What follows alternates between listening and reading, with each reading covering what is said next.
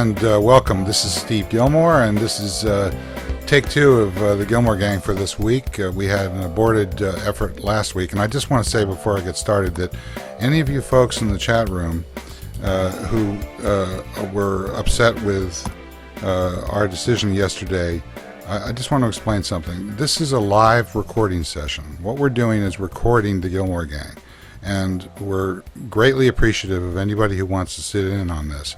But if for some reason you feel that the professionalism of the show or anything about it is not to your taste, then use your mouse button and click elsewhere. Thank you. So we're going to talk about some interesting stuff today in the wake of the Obama administration collapsing, and the reason that this is all as a result of Apple's tablet being released next week. So to join me in that effort, I'd like to welcome first Sam Whitmore. Hi, Steve. Good to see you. Good to see you again. Next to Sam, at least visually for me, is Kevin Marks. Welcome, Kevin. Hi there. Nice to see you again. In the middle, as it were, he's more to the right in politically, is Andrew Keene. Welcome, Andrew. Hello, Steve. And how's that lozenge treating you? Oh, good. Can you hear me, Andrew? Yeah, very, very well. Okay, excellent. Just, all right, and then, of course, the inimitable Robert Scoble. Welcome, Robert. Hey, thanks for having me on. On the phone, we have from CBS News Central in New York, we have Dan Farber. Welcome, Dan. Thanks. It's good to be back. Hey, Dan. Let's see. We're going to get a picture of you up in just a second. There you are. And also joining on the phone is 1/4 or 1/3 or 1/2, depending upon your perspective of the Clue Train Manifesto, the great Doc Searls. Welcome, Doc. Hi, Steve. 195th, I think. Or, yeah. 195th. In other words, 95%? 195th. I wrote one of the other 95 theses. Oh, I see. The first one. Just the first one, though. I mean, the first one always counts more. Well, it's the only one I know for sure. The rest of them I don't remember. Well, the internet, you can update, and nobody can tell who is, whether you're a dog or whether you're whatever you are. Exactly.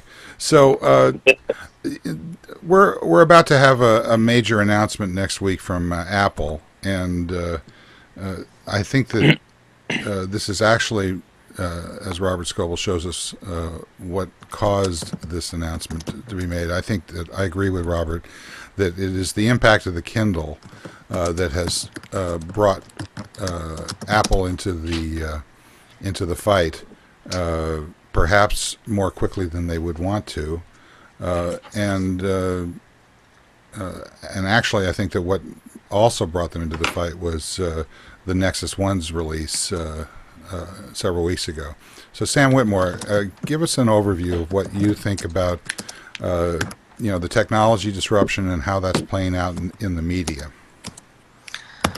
When I started watching the tablets late last fall, I thought, oh, great, this is going to be the successor to storytelling in print. This will be the device family that will fill the seam between television and 2,000-word magazine articles. But I hosted a Churchill Club panel earlier this month, and I had Krishna Bharat from Google, I had Becky Buckman on, Ken Doctor, and they all laughed me out of the room. They said these tablets are simply incremental distribution for content types that are already out there.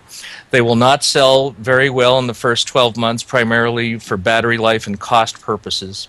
And that if content providers were that interested in developing multimedia books, multimedia storytelling, they'd be doing it independent of the hardware so that it can run on smartphones, so that it can run on laptops and netbooks. So, well, that sounds like what Steve Jobs said just before he shipped the iPhone.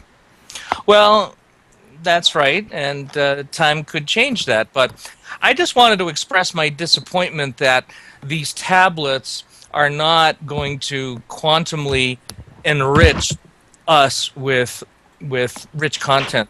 I'd like to think they would, but I don't think they will. Do you agree with that, Andrew Keene? I mean, isn't Agree this with from which your bit? perspective? I don't agree that has Go ahead. anything to do with Amazon and the Kindle. I'm not convinced that what impact that's having. The fact that you guys, I don't have one of them, and I don't think I'll ever buy one. Doesn't seem a very attractive product. Whereas the Apple, in theory at least, sounds very attractive, and it certainly might be a product that I would buy immediately. I mean, it doesn't depend on the device in terms of the publishing business. The publishing business tends to be very conservative.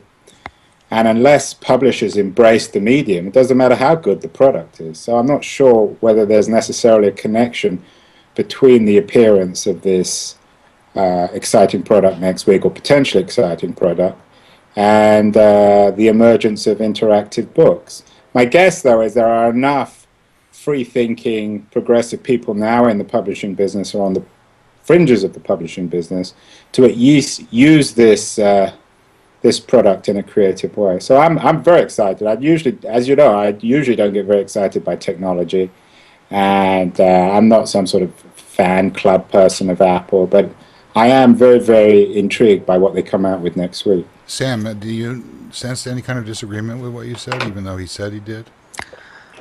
I don't know. Not really. Not really.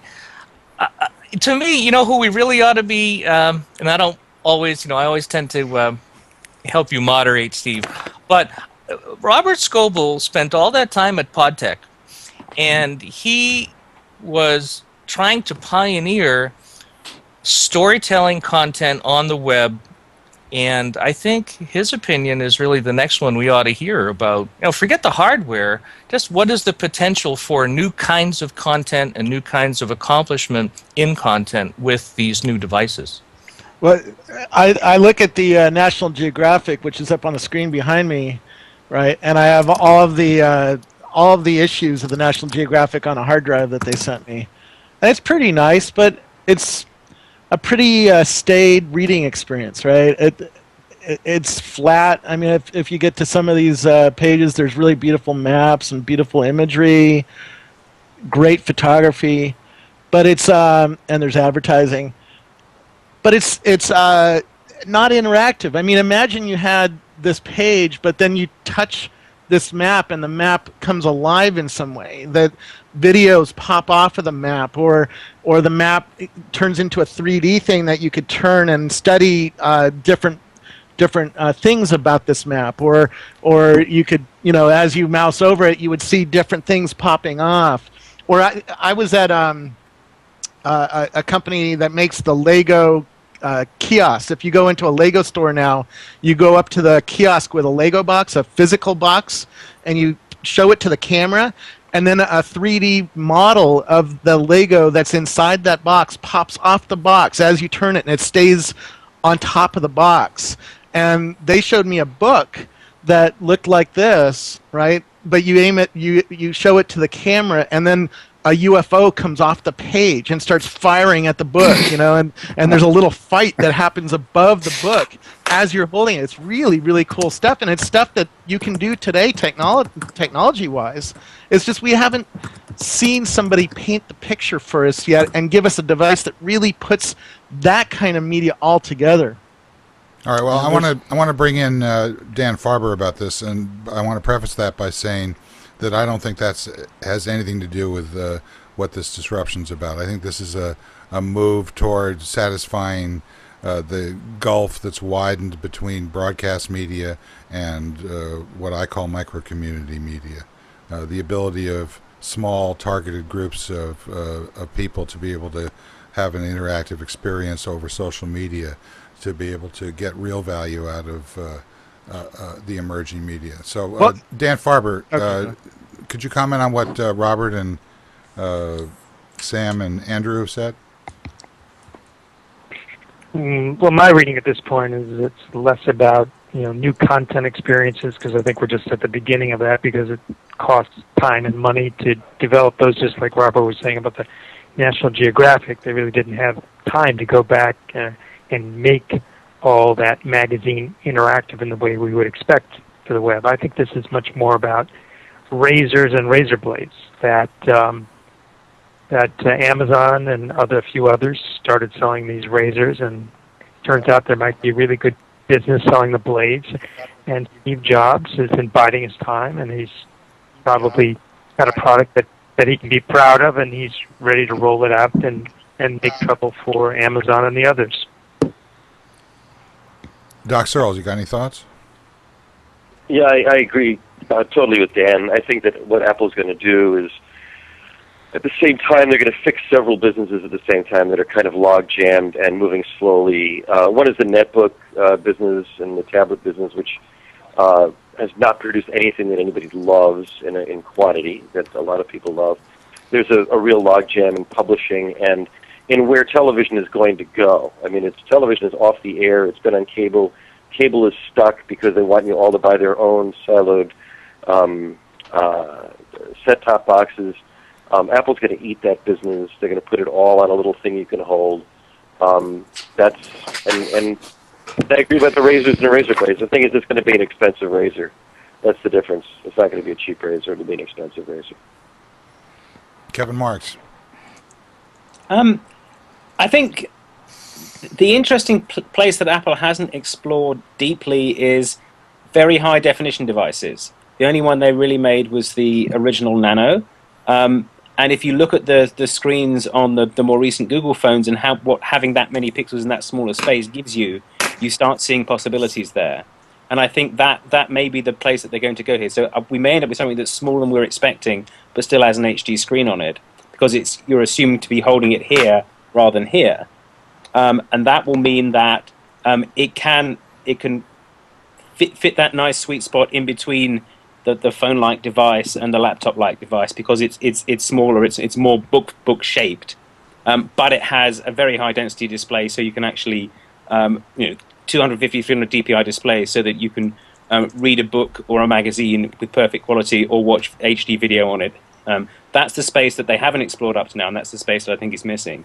And I think that interesting. There was some interesting speculation a while back about whether they're going to be using a Kindle, like next generation Kindle-like display that can do motion video, but have that same basically reflective rather than transmitted light model.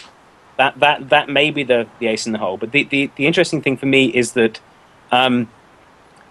moving to a very high density display means that you can start having very, very high resolution experiences. Now, we've started to see these high resolution zooming experiences on the iPhone and on experiences like Google Maps and so on, where the assumption is that you can zoom in and see more. Don't page between things, that you zoom in and out and experience things. I think that's going to be an interesting possibility for how we use these things. If you think about how you use the browser on the iPhone as opposed to how you use the browser on a desktop, you are zooming in and out a lot more and assuming that you can move around things. I think that sort of fundamental change in how we're thinking about the service we're using is going to be part of the experience of the tablet, and that may be the difference between it and the way the Kindle treats everything as very paginated, very static, and still very pre-formatted. Robert, you said you don't think so? I just don't think that they're going to use a screen like the Kindle has on it, because the Kindle screen is an e-ink screen that has, actually, if you look at it under a microscope, little balls, black and white balls. Yeah, the next generation of that. I don't think it will, because you can't make these kinds of screens react fast enough to do HD video and to do gaming. And I think this new device is going to be totally about HD video and gaming. Dan Farber, do you agree with that? I think you were talking more about more fundamental disruptions than the kind of high tech or 3D experiences that we're starting to see in movies. Well, I don't really know enough about it. I'd kind of doubt that they would go for a really super high price point. I think that the space that they want to be in is, of course, the Kindle, where just like they've done in music and movies and other things, they have another device in which to pour content in and have people pay a toll that they collect, and have a platform. I don't know how closed or open it will be, but certainly Apple has a lot of experience in this business model. One thing, Steve, is I bought this app called Level 26, which is done by the guys who created CSI, and it looks like a book, right? It has a lot of text on it, but let me see if I can. If you go through the pages, it makes sound, but if you also look, they've created videos that are part of the experience. This content experience is very compelling, but on this form factor, it just leaves me lacking. I don't like reading on the iPhone. I have Kindle on the iPhone, and I have some apps like this Level 26 app, which you can buy for I think $13. But I want a bigger screen. I think this You want more tablet, pixels, Robert. I want more pixels because I want to watch video, and I also want to read better. The Kindle is the Kindle is a better reading experience than the iPhone because the screen is bigger, and it does matter. And even the Kindle is not that satisfying to read a long book on. Well, I don't agree with that. I mean, I read a lot on it. So. I haven't read a book in a very long time, and I've been reading the John Lennon biography, which I believe I have it here in hardbound. I'm getting a lot of fuzz on the audio. I'm getting a lot of noise here. Yeah, I don't know what that's coming from. I think it's Andrew. Better. Andrew, just raise your hand when you want to say something. I'm going to put you on mute. Okay. Here's the John Lennon biography. It's 813 pages. It sat on my shelf until I dropped some coffee on it, at which point I brought it in here, and I still haven't read it. I've read about 62% of it on the Kindle. The Kindle gives me the ability to stick it in my jacket pocket to be able to, if I'm sitting there waiting for my daughter to get done with her music class or whatever it is, I can pop this out, turn it on, takes 3, 4, 5 to load. Here I am where I was, which is on, it doesn't say page numbers, it's 68%. And I can get through this book, which no other medium would provide for me.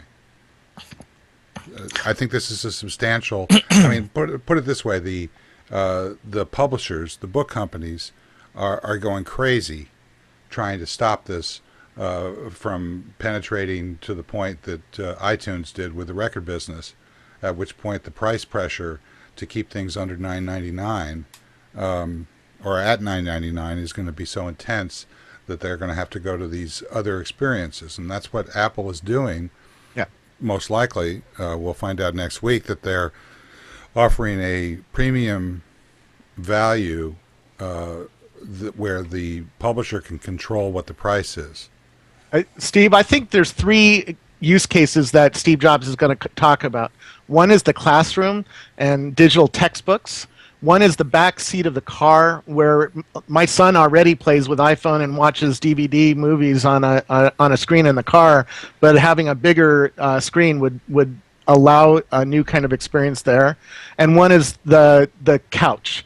And the integration with my HD screen in the living room. I think Apple TV is rumored to be coming out. If I have a tablet that is always on, and already we are seeing rumors that the new tablet will have connectivity with Verizon and AT&T, I think all 3 of those use cases do see the kind of disruption that you're trying to pull out of us.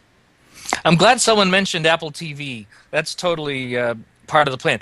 Has anybody seen this demo of Sports Illustrated, the multimedia edition that's been produced over the last 2 or 3 months? Has anybody seen this? No. Well, I will press this. I don't know if I can. Let's see. It was overseen by Josh Quittner and the Next Issue Media team. Next Issue Media is the consortium of Time and Hearst and so forth. And the gist of it runs about 3 minutes long. You press the cover and it turns into a video. You can rearrange the pages any way you want. You can get instant message and live sports updates, scores, and so forth. And this is the kind of thing that I think Jobs would love to demonstrate on the 27th. But I think to Dan's point earlier, there aren't enough talented people with enough multimedia production skills to produce at scale the kind of content that's being flashed around now. Yeah, and I completely agree with what I think you're saying, and I think what Dan was saying. I don't think, and I think Doc was saying it too in a certain kind of way. I don't think that the disruption here is about the technology. It's about the real-time and digital nature of this transformation of the media industries. You wanted to jump in? Yeah. Go ahead, Andrew. Yeah, I think that we're at a point, and I'm speaking from the point of view of being a writer rather than a reader. I don't think that from a writer's point of view, the Kindle is in any way radical.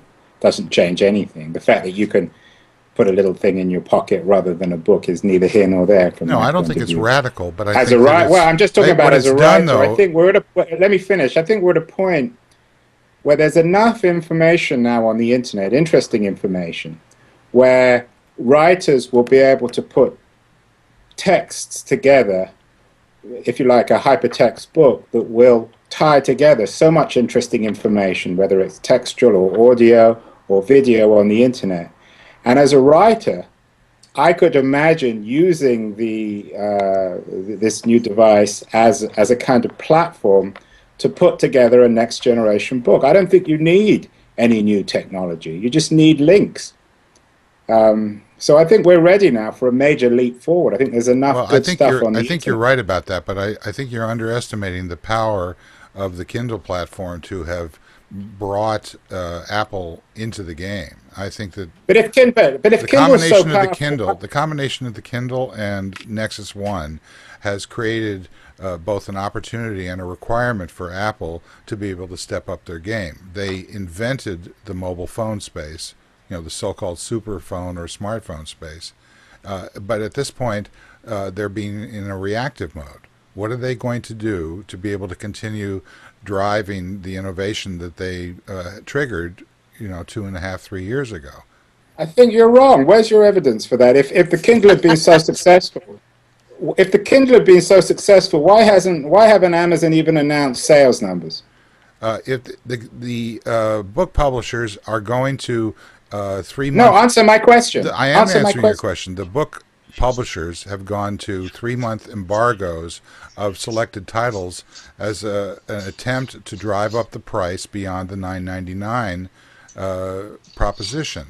The reason they're doing that is because they feel and fear that, like Apple with iTunes, the Kindle has gotten so powerful that it's starting to be, they're starting to be commoditized as suppliers for Amazon's store, just like the record companies became suppliers for the iTunes store. And there have been 2 major disruptions in the last several weeks, one of which is the Nexus One basically calling into question Apple's continued supremacy. It doesn't mean that Apple is hurt by this. In fact, I think that they've been helped by the competition coming from Google. But this is a substantial play. Google has unlimited advertising power in terms of marketing these devices, and therefore the apps that are part of those devices. So, we'll see 100,000 Nexus One Android apps, coming online over the next 6 months, I think. And in the reader space, what Amazon is doing in preparation for the announcements next week is that they're opening up the Kindle as an API platform, which takes the cost of the book of creating text and perhaps audio integrated information and putting it in the hands of the authors directly, thereby bypassing the publishers and putting pressure on both the publishers and Apple to come up with some sort of a economic strategy that's going to be, viable as people move from physical to digital media. That's that's a profound impact. But back in the late 90s, the record industry was terrified of the RIA, and that wasn't justified. I mean, you're right in broad, abstract terms. The record industry was terrified of Napster, and with good reason.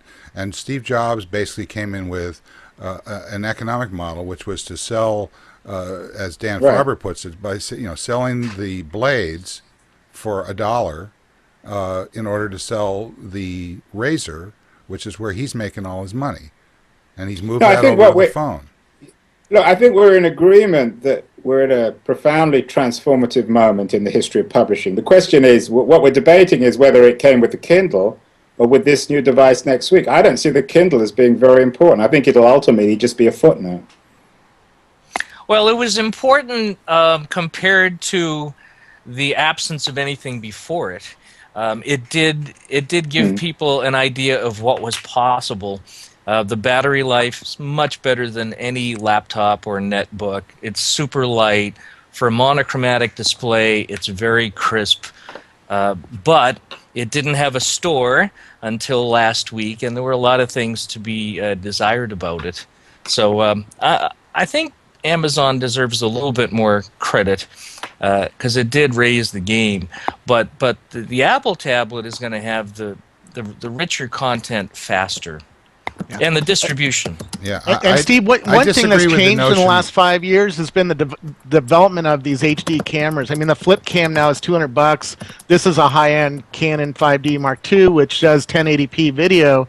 But a lot of people can afford these. These are still expensive, but they're coming down in price very radically. We just bought a 70, which is about $1,000 less than this camera already, and that lets us build these new video experiences that people find compelling. I mean, look at the explosion of YouTube over the last 2 years and what that's done. I'm expecting that Apple on Wednesday is going to also bring out an Apple TV, a new Apple TV, and they're going to show how this new device is going to join these big screens in my office with my iPhone, with the big screen downstairs. And in some way, he's going to show us a cool new experience that's going to let us slide content we both create and watch from device to device. Yeah, but I agree with that, and I agree with Andrew's suggestion that that the release of what Apple is going to release next week is going to be, perhaps have greater impact than the Kindle has had in the long run. But I wouldn't as Sam says, I wouldn't underestimate the Kindle because no matter how much firepower you throw at this in terms of color, et cetera, the bottom line is that I have friends who are completely computer phobic who understand this and went out and bought it, and they're now spending $1,000 a year on books. Yeah, and they weren't doing that a year ago. And it's about distribution. But what I'm saying is the impact on the actual creators of the information. Records, music. I mean, music used to be a primary source of cultural influence. Steve, that's no longer true. And I believe that it's about to be true again because I think that these interactive, real-time technologies, what we're doing with this environment right now, at relatively speaking, 100th of the cost of what this couldn't be done with 5 years ago. Right. This is the forerunner of a wave of content. And I know Doc hates the word content. And by the way, he says the Kindle is a dumb phone for books. We should say that on the phone. Mm-hmm. You want to say that on the phone, Doc? Okay. Yeah. What, you want to? I don't hate the term content. I just don't want it applied to everything. That's all. Okay. So, if somebody can come up with a better word for what we're talking about, I'll certainly use it. Steve, let's take your friends who are somebody found this device interesting. Hang on a second, Robert. Go ahead, Doc. Say that again. I said somebody was typing and it was stopping on everybody. Yeah, stop typing, guys. It's Andrew, I think. Yeah. Yeah. Oh, we killed him. He's dead. He's muted. Right. He's consigned to the dustbin of history. Yeah. Well, I want to say that I think that sure, give all the respect in the world to the Kindle. It did a great job of introducing the world to one silo that does things one way, and I think the API is a cool thing, but it's late in the game. Apple has wanted to fix they like to fix markets, to come in with something that's a gotta have it, can't refuse it, absolutely fabulous piece of hardware, and then verticalize the crap out of everything else and fix several markets at once. And publishing has had trouble, and television has trouble right now. And you're going to it's going to be a subscription machine. You're going to be able to subscribe to a zillion different things with it. It's going to make a lot of publishers real happy. It's going to make it's probably going to piss off a lot of cable television, but they're already pissed off anyway. They've got trouble. But he's going to go direct, and he's going to use his Hollywood connections, and it's going to change a lot of things all at once. And Okay, unfortunately, it's going to be completely closed. Absolutely true. However, how quickly and in which order are these disruptions going to occur? I think that people who are talking about how Apple TV or any of these, the Wii or Xbox 360, I mean, there's a lot of talk now about how you can basically get, television over these devices, and that you can bypass cable. Do you really think that is going to be successful in the next 6 months? Okay, Sam, you're nodding yes. Justify that. Well, Peter Kafka wrote about Apple negotiating with the TV networks. Why should you pay $100 a month when all you want is Lost, or all you want is whatever it is? This is the same argument. This is the same argument that was made in the record business. Why would you want to pay for an album that had all good songs on it? Prior to the Beatles, every album contained one or two possible songs, and the rest of it was crap. The reason that the cable companies want you to pay for all the crap, they want you to buy everything at a price that can't be decomposed. Yeah, so you bypass the cable companies, and that's what Apple's going to do. Oh, you think Yes. you think that Comcast is just going to sit there and let that happen? I don't think so. What can they do about Yes, it? They can do what they're They have doing. no choice. Oh, They have no choice. Just like the phone companies. Do you think the phone companies would sit and let the iPhone happen? No, but they did, and there it is. No, Steve Jobs broke the back of the carriers and the phone companies by taking on a very vulnerable one of them. When Nexus One was released, it basically ratified control of that industry. So what the record industry is now under the control of Apple and Google. Do you disagree with that? Yeah. Okay. Now. No. Okay. Google? So the record industry, has fallen apart as a result of a complete lack of talent, and the maniacally stupid Managerial talent or musician talent? What you have you listened to a record recently? Have you actually Yeah, bought? I've listened to lots. I've listened to great ones. Okay, Actually. who? You're an old fart, Steve. Yeah, of course I'm an old fart, but I'm also right. And it's your show. I mean, look, hey, when Doc Hendrix, said, let's go... Janis can I interrupt for a second? Joplin, the Beatles, the Stones, Miles Davis. Yeah, Tell we'll me have- who those we'll have people stuff we are like that are from when coming we were out now. young. Come on. Nora Jones, give me a break. Zoe Keating, she's brilliant. We are so off the We have track. different tastes. No, we're That's not the off point. the track. So, What's the track? so what happened to the record Exactly. industry is that the singles market came back. Okay, they blew up the singles market with the CDs. The singles market has come back, and suddenly they've realized they've got a singles market again. Oh, But- really? And Yeah. do you know how many records are sold right now? So-called platinum record these days. The top of the charts is about 50% smaller in sales than the bottom of the charts in the 60s, 70s, and 80s. The record business is completely collapsed. Yeah. Yeah. Okay, so That's I'm not- just a fact. We're not buying Now, you music. think- I'm not arguing Look the at- record All right, industry. so when Spotify. Look the at music Spotify in industry Europe. hasn't- Spotify in Europe, which is the rage over in London and Europe. You type Black Eyed Peas, and it instantly starts playing it. Why do you need to buy anything anymore? That the model of buying a thing from the record companies and putting it in your rack is just dead. I mean, I did that when I was a kid, but kids today don't do that. I don't my disagree kids with buy you things about to put on that. their iPods, and they What I absolutely was do. trying to point out is that the record companies have collapsed. Okay? Yeah. Comcast is not collapsed. Comcast has an enormous amount of leverage right now with their on-demand strategy. They No, are they don't. You're Oh. crazy.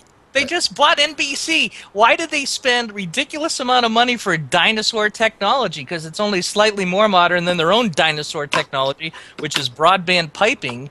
And well, I want to get back to what Doc said about how Apple likes to fix markets. What they did with the iTunes store was they decoupled the music and the video from the distribution, the traditional distribution channels. And you could go directly and pull down what you want. And also, Apple just bought that company, I can't remember their name, that does subscriptions. Lala. Lala. So clearly they're going to have a dual strategy. You can either buy your ones and zeros if you want. A lot of people will, but a lot of people, like Robert said, will stream too. But they're decoupling the content, if you will, from the distribution, just like they did with music. And that's why Comcast is in deep trouble, because the only reason we do business with Comcast is that they are the distributor of the things that we like to watch. The only reason we I do business agree with totally. Comcast, they have a monopoly over running And pipes into our Comcast houses. hasn't got a clue of how to compete with Apple. Not a clue. I don't think it's Apple that Comcast is competing with. And I think that you guys are all naive to suggest that Comcast doesn't have tremendous leverage. They have tremendous leverage, but it's going to go away. Sure, all of this is going to go away. All right, Steve. This week I went and visited Boxy, which is showing a new way to hook a box up to your HD screen and get all the online video to it. You know, and I'm playing a YouTube video in the background, which is in 720p. It's not as good a quality yet as, you know, something that comes over Comcast or my DirecTV on my big screen. I don't think this new world disrupts Comcast that much. I think this is an additive world. You know, TV didn't kill radio. You know, radio didn't kill newspapers, and newspapers didn't kill whatever came before it. I couldn't agree more with what you just said, Robert. I don't think it disrupts Comcast as much as what I think Doc is suggesting. I do think this new tablet device. I mean, go back to the map. If you're right that Kindle really radically changed the world and changed it for your non-computer friends, what if they get a device like this that has a touch-sensitive screen, which most people now are expecting due to the mobile phones that are all teaching them how to do touch-sensitive screens, with beautiful color images like this one, right, from the National Geographic. You can't do that on a Kindle. Now imagine you finger over this and videos pop out of here. That's a new kind of thing that Comcast can't do and Kindle can't do. And that's what Steve is going to show us on Wednesday. He's going to show us some new use cases that we can't do with what we're already I don't showing. dispute that. Well, we can do that now. We can do that with our desktops, our laptops. I can't and our have phones. this on the couch in front of me downstairs. I'm sorry. Of course you can. You've got a laptop. You're a geek. You know, normal people don't want You a don't laptop. sit on the Give couch me with a break. laptop? Normal Seriously, people. Robert? There are no Give normal me a break. people Go on into this a normal call. person's house and study how they use media. They don't sit there on the laptop like me and you do. They might sit there with a mobile phone. My wife, plays games on her iPhone all night while I'm watching TV. All right, look. Imagine a the newer simple- screen that has a control of your the digital simple- life around you. The simple fact is that these Apple tablets, they're going to be sold into each individual early adopter home. There's going to be some, according to the Wall Street Journal, there's going to be some sort of sharing interface which allows mom and dad and the kids to be able to do it. There will be a war that breaks out. I've just at the tail end of a war about the iPhone, which has now spread to our 9-year-old. because it just became impossible. It was worth spending whatever money it was just to shut her up. And everybody's got an iPhone. So the first year there will be penetration on the order of maybe 1 million devices. And then that will multiply in each household by 4. Now, is that going to be entirely going to be owned by Apple? I don't think so. I think Google's going to come in with a similar device. And I think that they're going to create tremendous price pressure. And whether Amazon gets absorbed by Google or not, I would think that that's a possibility. The same thing with, on the cloud side, Microsoft absorbing it. The dynamics of the Bing transition onto the iPhone, as has been rumored recently, that's a very interesting disruption. This is not a single, Whatever happened to that big Microsoft table thing? Isn't that their stake in this, and can they shrink that down? No. I mean, how many? You were keen on that for a while, Robert. What's that? I'm sorry. That the Microsoft The big Surface table thing? Who with a screen on it. cares? Surface. Yeah, the Surface computer. That gives you an example of some of the usage, how the user interfaces are changing due to touch and due to things you can place on the Surface. But and I expect Apple to do some magic like that. Steve Jobs has some magic on this device that he's going to show off, and you're going to go, "Wow, that's crazy. That's new. It's different." If he doesn't have that kind of magic, then all we're looking at is another Windows tablet, right? I sat in the front row at Steve Ballmer's keynote at CES. He pulled out a tablet. It looked plenty interesting, right? Thin, nice color screen, good battery life, but he didn't show anything on it. He didn't have magic to show. He didn't show us a color map that comes alive when you touch it, right? He didn't show us a device like Jim Cameron used to film Avatar. I don't know if you watched how he filmed Avatar, but he was holding up a tablet-like camera device that when he aimed it at the actors, he could see on the screen what those actors in virtual space looked like. That was a new usage pattern, a new magical interface that didn't exist 2 years ago. So if Steve Jobs shows us something like that takes our minds and frees them of this stupid laptop device that you guys keep saying, oh, it's good enough, then I think he'll deliver in spades on Wednesday. Well, how will he not do that? He will show shit we've never seen before. It's inevitable. That's going to happen. Right, but is that going to is that going to turn the marketplace? He probably will. I don't think I think he's good enough at it at this point. He's not going to do anything that doesn't turn the marketplace. That doesn't reform one or more marketplaces at once. They're not going to go into it. I think it's more about what they want to do. I think it's more about, as what Robert said before. I think it's more about priming his channel. Establishing a connection between the iPhone and the MacBook Air and the iMac on the desktop and the television set. The iMac is going to become a TV directly, and this so-called slate is going to become how we move this data around during work and during play. The MacBook Air and the Slate will merge into the similar device. There will be no hardware keyboards anymore. It'll all be virtual. Oh, please, God.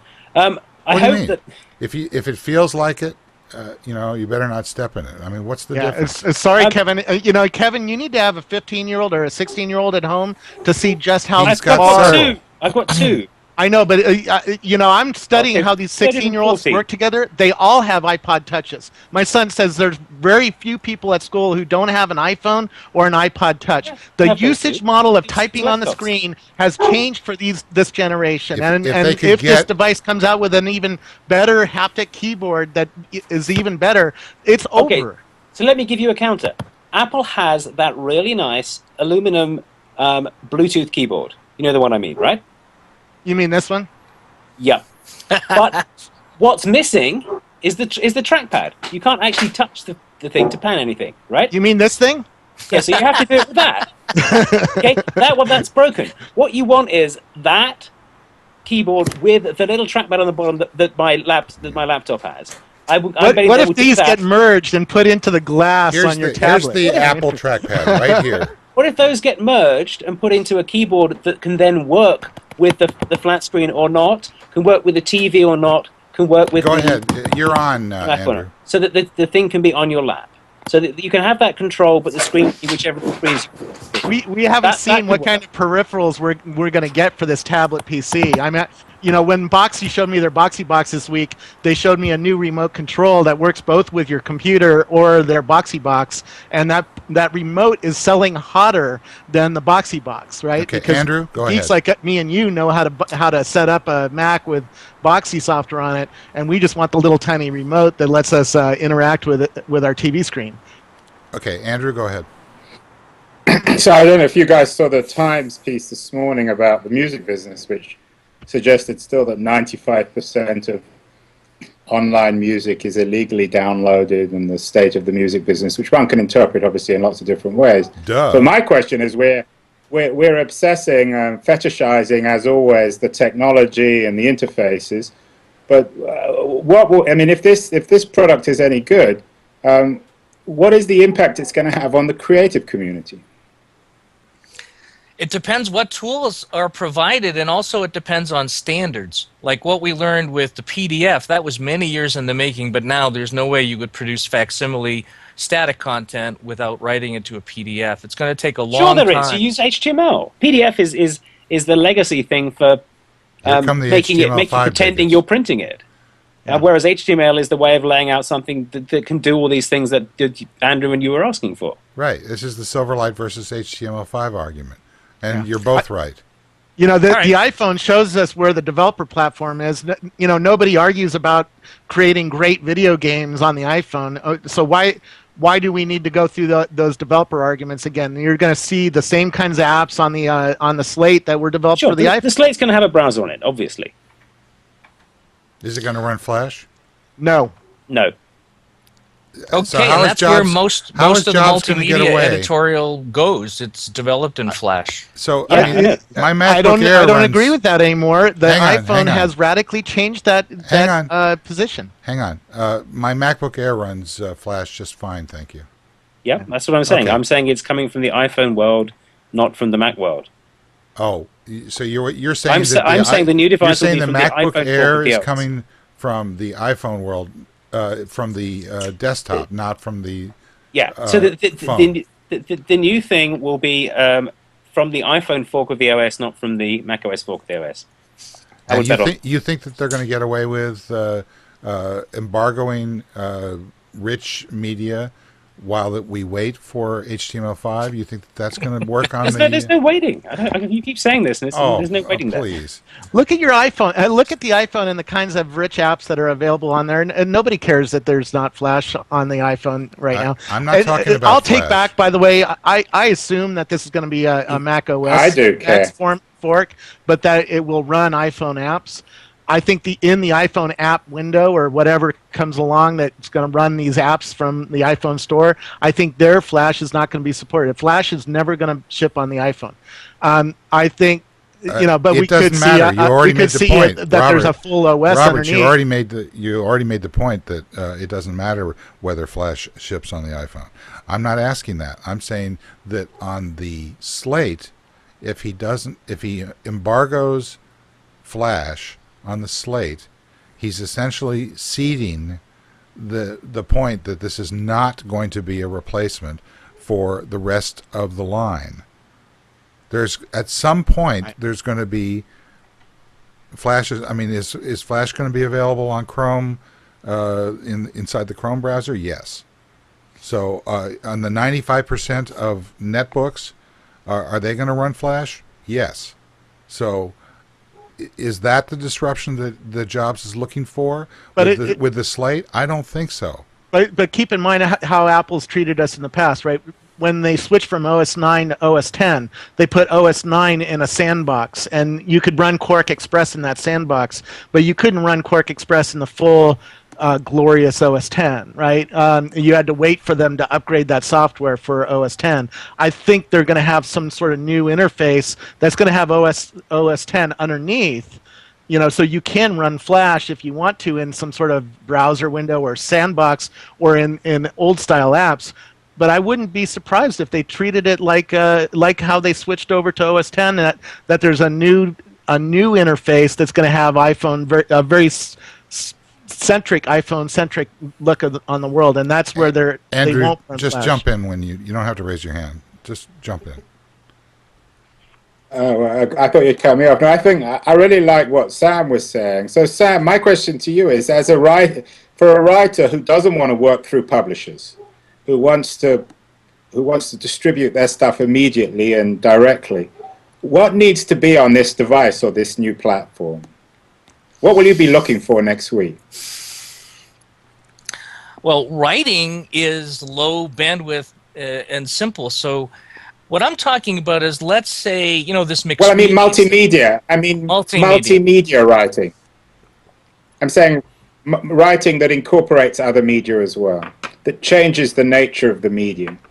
Flash and some ability to save the material to a static state, because people do want to consume composed content. I'm a little self-conscious to use the word content now because Doc's online, but people do want to be able to take an experiential medium like a video or a video yearbook or a video magazine and be able to store it in a static way. So that's why I said PDF.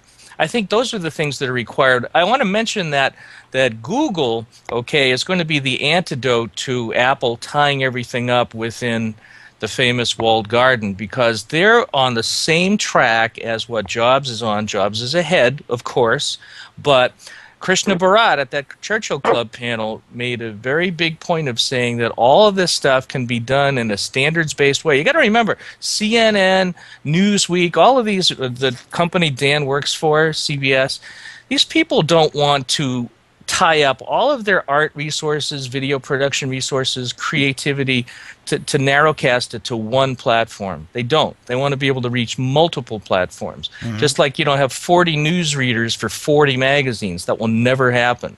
So the standards thing may have to play out in 2011, 2012, and Google will be behind that. But Jobs will have a year head start, and we should see what he does with it. Steve, we're also expecting to see a new version of Robert, hang on one second. Go ahead, Doc. Yeah, okay.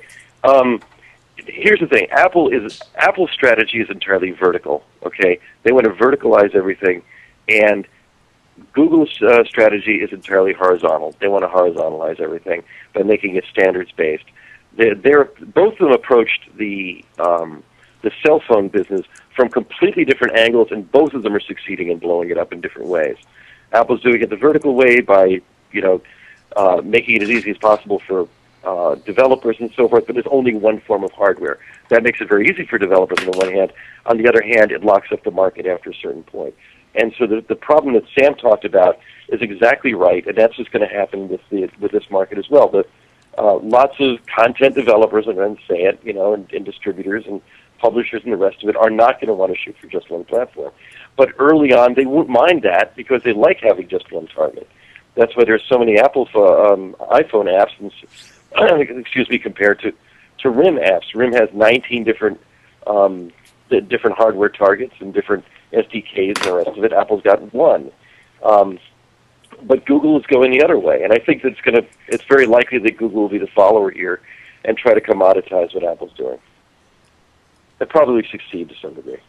Okay, Robert, you were showing us something? Well, I use iMovie and iLife, and I think that part of this announcement is going to be a new suite of apps that will be aimed at using the tablet to create content and show it to other people. The act of having a little slate is very social. I mean, when I pull out my Kindle in airports or airplanes, people always ask me, what is that thing? And if I'm holding a little slate with video on it or with my kids' pictures or whatnot, people are going to want to touch it and look at it and see what the interaction is like, at least for the first 6 months, right? And so we're, this is very disruptive. We didn't have the ability to create HD content the way we do now using $200 flip cams and these new style tablets, or computers. So the piece that Apple has dropped the ball on with iPhone was iChat and iChat AV. I was surprised that they never shipped that. I may have been some part of their deal with AT&T, but that strikes me as that could be the piece that they bring to this form factor. The ease of use of iChat AV is quite remarkable compared to any other video chat thing. Even Skype that we're using now. The fact that you can just click on the people, get them into a four-way chat that looks like Steve's little room there, but is in fact virtually done in software on your computer, is a very powerful thing that the Macs have had for a long time. The iPhone, the camera points to the wrong way to do that. If they set this little device up so that it can do that well, I think that could be a differentiating feature that makes a big difference. And because it's not designed to be primarily a cell phone powered device, but primarily a Wi-Fi powered device, it's something they could do in this form factor and actually provide something there that is very strong and very powerful. That's a technology they already have that works well. And if I don't know how many of you have used iChat AV recently, but the stuff that it can do is actually quite impressive. Steve, I wonder if anybody thinks of this as a preventive strike against the Xbox and Microsoft coming out with a Zune phone that has a nice UI and is hooked into Xbox Live in some way. I look at how my sons play video games now. They play them on the little iPhones. And yeah, they still play Xbox games, but they're more and more of their usage model is stuff that's in front of them because it's very interactive. I'm wondering what Microsoft's going to do here. Yeah, I think Microsoft's going to join forces with Apple. And I think Google is going to join forces with Amazon. And, we're going to see a very rapid roll-up of these devices into two major platforms, which will then... Sam disagrees. Go ahead. Explain. I don't think that they are going to choose that war. They have to execute the advertising part. Who's they? They have Microsoft. They have to, they have so many billions, literally, of dollars invested in monetizing all this stuff. I think that they'll develop Windows Mobile, but I think that they'll draw the line architecturally at the smartphone platform level and what's possible at that form factor. But I do not in any way seeing them compete in anything that Jobs is going to show on the 27th. No, I didn't say compete. I said they're going to join with them. I don't even think... Their rumors are that Bing is going to be the search engine of the iPhone. Yeah, but that's an advertising marketing play, Steve. That's not a editorial content play. Oh, really? So what Yes. happens? What happens if they never put Flash on the iPhone, but they start putting Silverlight on the iPhone? That is never. I will. Oh, it's never going to happen, right? No, not a Okay. chance. So what is going to happen right now? If you broadcast from Silverlight over IIS Media Server in Silverlight 4, you can broadcast to what is laughingly called HTML5 tags, and it plays directly on the iPhone. So Microsoft has already shipped an interoperable layer for video between Silverlight and the iPhone. It's not. This isn't what they're going to do. They've already done it. They've showed it No at one PEC. cares. No one cares. That's not true. People do care. This is not about...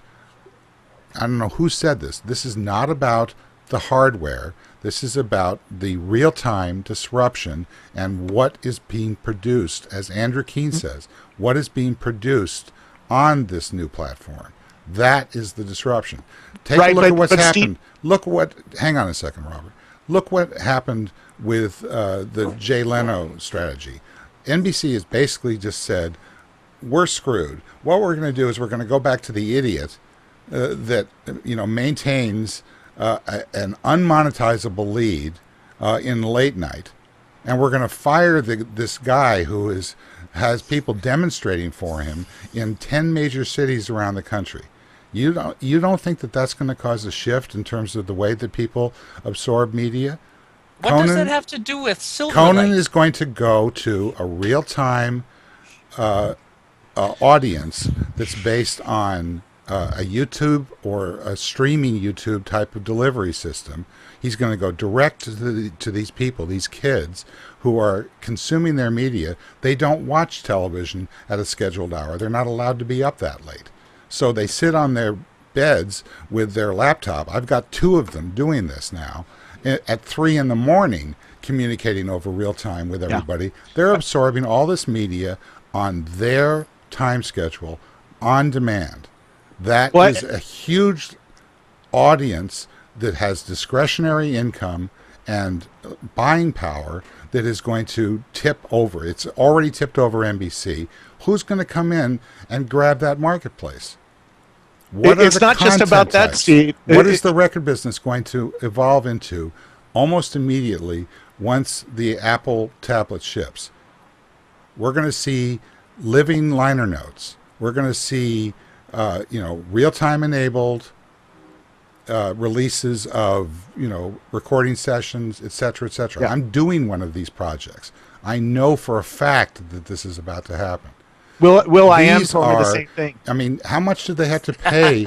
How much did they have to pay Conan to go away? $45 million. There's a reason why they're spending that money.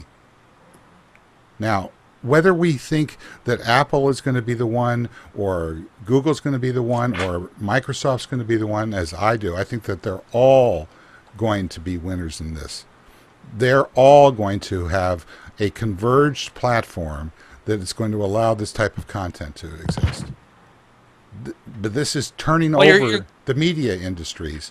And where are there more dollars, in the media industries or in the technology companies?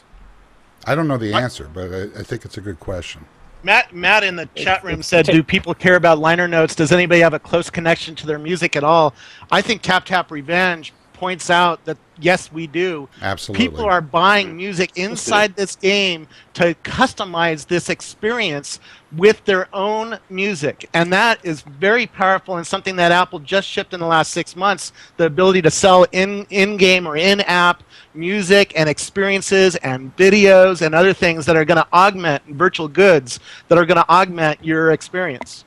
What happens when book authors and magazine authors and publishers suddenly realize that they've got a choice of at least 2 major platforms where, if they call it an application, they can sell and get 70% on the dollar as opposed to 30% through whatever other preceding kind of roll-up technology is providing today. It's going to move through these industries so rapidly, it's going to make our heads spin. Wait, just explain those numbers. What do you mean, the 30 versus the 70%? Well, I mean, just the other day, the Kindle, remember them? Last week's technology? They announced they have a $9.99 price model, right? The publishers have pushed back on that and said, okay, we're going to embargo, this new political book that just came out that says what Hillary said and, Harry Reid and all that stuff. They won't let that be released digitally for 3 months. Now, I would expect that what will happen with the Apple announcement is that they will release it to Apple on that platform and they'll also charge not $9.99. They'll charge something maybe 5% under the list price of a hardback, right? In other words, they're going to push that market up. So how does Amazon compete with that? What they do is they say, okay, we're going to open up the API for development on this platform. You can create an application, and as long as you keep the price under $9.99 for the content, pardon the expression, you get 70% of the dollars from that. In other words, this becomes a direct publisher's platform for authors. That's a very powerful model. That's how Atlantic Records got started. It's how a lot of the record companies in the late 50s and then the early 60s, it's how EMI, through the Beatles, became one of the 4 major cartel players.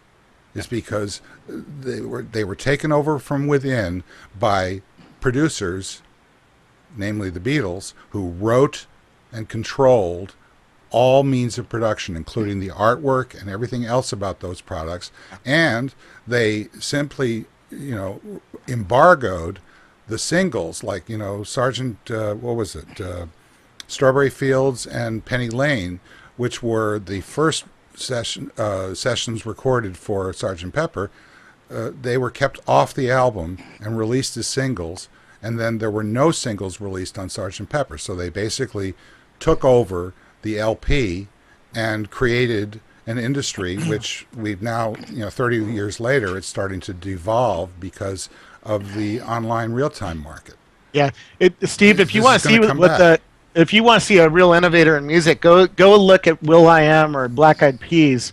He has his own fans making content on his website. He did a video with something like 5,000 people in Chicago with Oprah, all dancing together, all making content with him. That is revolutionary. He told me at the TechCrunch 50 last year that he wants to make music that morphs with the audience over time, because he knows his audience is sitting in the back seat of the car with an iPhone or an iPod Touch, and soon with this new tablet or a laptop, and they are online 24 hours a day. That and track. now they can create content. That's with right. it. That one of the most important things that gave Obama running room during the primaries was that Will.i.am song, Yeah. which was produced independently without any record company involvement. And they got all of the the basic stars of the time. It was kind of like We Are the World, only it was directed at a single artist. I mean, it's like when John Lennon produced Instant Karma, he called up George Harrison. He said, "Let's go out and record this. I want to be able to record it, produce it, mix it, and have it ship the next day." It took him actually 6 days before it was actually released in the United States, but it went to #1 almost immediately. And this was not a Beatle record. This was a John Lennon record. These means of production are now in the hands of these artists. Yes. Go ahead, Kevin. Well, I think that's the point. Is the means of production are now in the hands of everyone. My son last night sat down and mixed a song up in GarageBand and posted it on the net. And if it was any good, or if enough people thought it was good, then great, he could put it to iTunes and spread it out that way. That is the thing that Andrew decries, but that is the thing that has made a lot of this stuff possible. I think that may be another thing to think about as these devices sort of fit the space in between the flat thing in your pocket and the bigger thing on the desktop, as they absorb more of that ability to do that. Imagine if you're rather than having the sort of compromised cameras and things you have in these, you have you have something that's actually capable of doing proper recording. We'll take a music keyboard and a proper microphone as peripherals. We'll take an input from a guitar. We'll let you do that mixing and production work in something, rather than carrying around the Porter Studio, you bring your tablet and plug the stuff into that. People do that now with the laptops because that's the form factor that works. But you could imagine that form factor getting smaller and Well, becoming... I think that Robert made that point. everywhere, This slate is going to be an extremely powerful recording studio, not only for audio Yes. but for video. Yes, Yeah, that's very possible. absolutely. And and Google's strategy of virtualizing the back end makes that one of many nodes. I mean, the project we're working on, we're using MacBook Airs. But it's not built in as 6 a. months. In 6 months, what? It's not built as a recording studio. It's not. Oh, It that's hasn't not been true. designed as a studio. It's Oh designed, no, that's not true. I mean, It's designed as a consumer- OS 10 in the last 3 years has undergone a complete transformation in terms of the core, software code that runs the audio kernel, the video kernel, and everything, in between. Just because they haven't released that in a way that users can access it doesn't mean the developers can. Well, they have on the laptop and the desktop. That was when I was at Apple. That's what we were doing with the audiovisual subsystems, was making them good enough for production work. That's the point of the refactoring. You're making my argument about why Flash yeah. is going to be available on this thing, if not immediately, very soon. I Well, think that's if you assume that it's I'm not a worried about recording Flash. The device. point It's is, designed as one rather than a consumption device. And Andrew, I want to introduce you to this song on Blue Microphones on YouTube. At CES, I met with them. Yeah. They recorded an entire professionally recorded song on iPhones. And here's the song, right? Go on, play it. I'd like to underline a point it's that fantastic. Kevin made about Multi-track GarageBand. recording, all done on iPhones. Go So ahead. what's the iTablet going hang on a to second. add to that? I Hang accept on a these second. arguments. Hang on a second. You were going to say something, Sam? No, I was just going to underline a point that Kevin made. It was a great one about he's talking about his son banging out a tune on GarageBand. Everybody understands about what's going to be this equivalent, the tablet equivalent tool that would allow people to integrate audio and video and text. iMovie, maybe. That's what Andrew was asking, right? Yeah. Right. Exactly.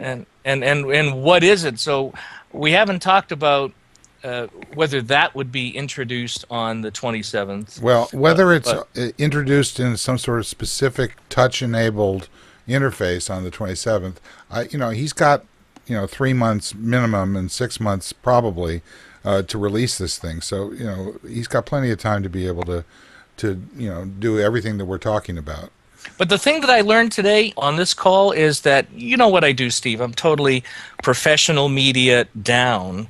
That's my orientation. But what I got out of today is that the big opportunity for this tablet is going to be from the bottom up. And there are going to be all these dozens of new discoveries.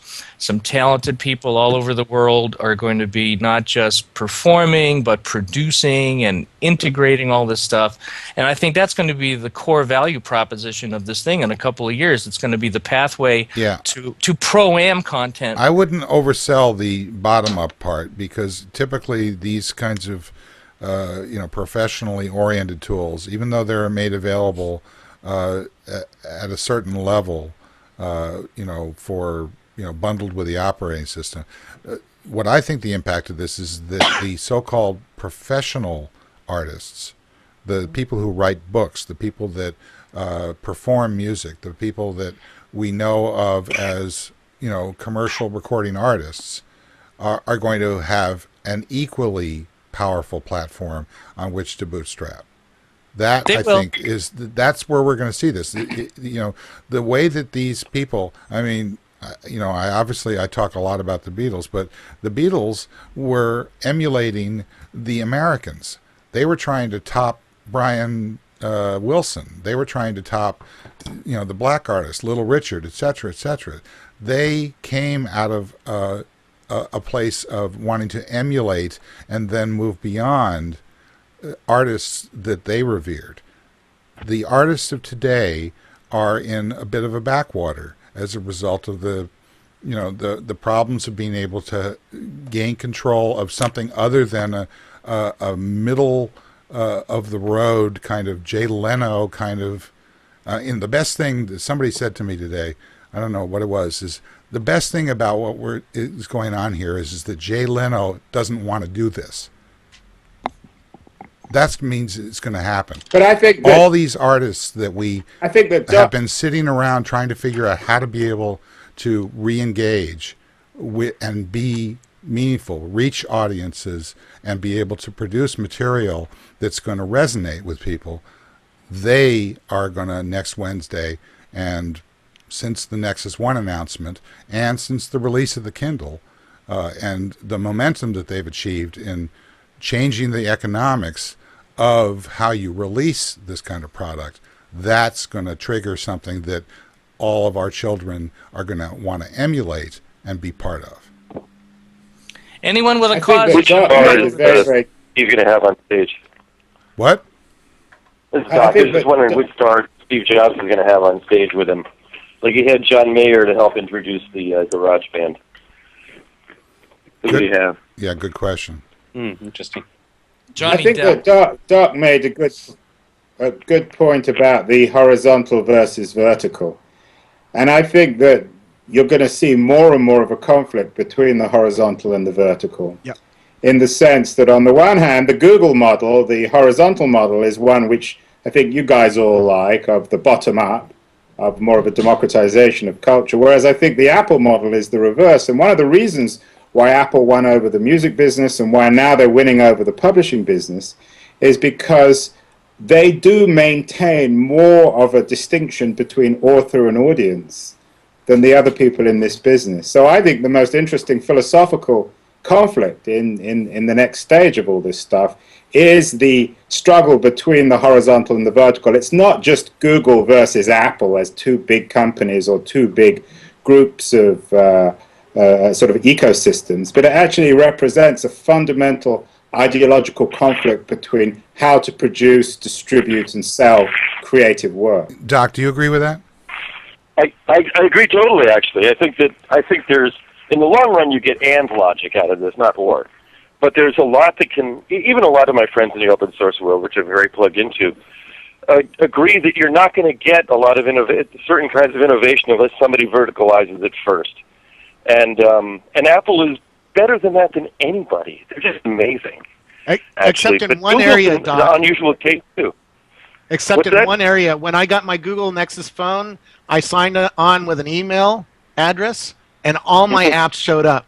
Apple has not delivered that kind of integrated experience across all of its devices yet. Oh, that's true. I'd like to make another prediction, which is that Apple will come out with something that's absolutely fabulous, and it's going to be missing one little thing that's going to piss everybody off. They always do. You know, it'll have too little memory, or it won't do multiple programs at the same time, or some other thing like that. Or it won't have the iChat that they should have had the first time, or who knows, you know. But it'll be something.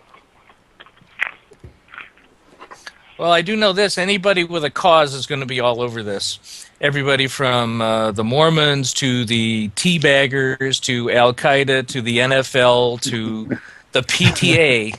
Well, now that the Democrats have shown them their true colors, I think the Republicans are going to take advantage of it.